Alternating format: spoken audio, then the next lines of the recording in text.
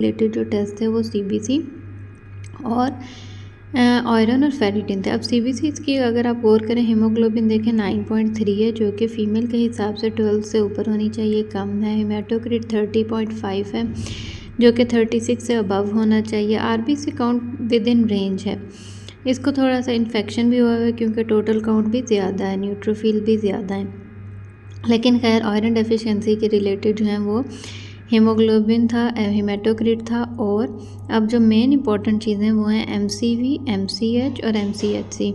MCV, MCH और MCHC को हम जो है वो रेड सेल इंडिसेस भी बोलते हैं। अगर आप गौर करें तो देखें अगर इसका एमसीवी जो है वो 61.2 है, वो जो है वो 80 से अबव होना चाहिए और 100 से कम होना चाहिए। नेक्स्ट जो है वो एमसीएच है, जो कि 18.7 है, वो भी कम है। एमसीएच जो है वो 26 से अबव होना चाहिए और 34 से कम होना चाहिए। एमसीएचसी जो है वो 30.5 है, जो कि 31 से अबव है होना चाहिए और 35.5 से कम होना चाहिए।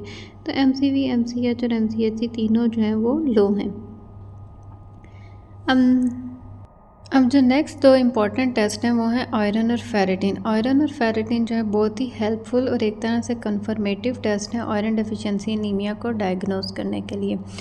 अगर आप देखें तो इस पेशेंट का आयरन जो रिज़ल्ट आ रहा है वो है 29.08 और रेफरेंस रेंज यानी कि नॉर्मल रेंज जो है वो 37 से अबव और 145 से कम होना चाहिए। इसलिए रिमार्क्स में आप देखें तो लिखा हुआ है कि लो आयरन है। और फेरिटिन भी इस पेशेंट का अगर आप देखें तो वो 8.19 है, जो कि 15 से अबव और 150 से कम होना चाहिए और वो भी लो है। तो अब इस स्कोर अब आप देखें कि इसके जो सीबीसी था उसमें हीमोग्लोबिन, हेमाटोक्रिट, एमसीवी, एमसीएच और एमसीएचसी भी लो है और इसका आयरन भी लो है और फेरिटिन भी लो है। ये तमाम चीज़ें इंडिकेट कर रही हैं कि इस पेशेंट को जो है वो आयरन डेफिशिएंसी एनीमिया है। आयरन डेफिशिएंसी एनीमिया को डायग्नोस करने के लिए और भी फर्दर टेस्ट होते हैं, टीआईबीसी, सीरम ट्रांसफेरिन, लेकिन जो सबसे कॉमन टेस्ट हैं वो यही हैं, सीबीसी, आयरन और फेरिटिन। इसके बाद अगर ये अब इस पेशेंट को ट्रीटमेंट में डॉक्टर जो है वो आयरन सप्लीमेंट्स रिकमेंड करेंगे और आफ्टर 3 मंथ जो है वो दोबारा टेस्ट करेंगे चेक करने के लिए कि अब आयरन लेवल जो है वो नॉर्मल है या नहीं है।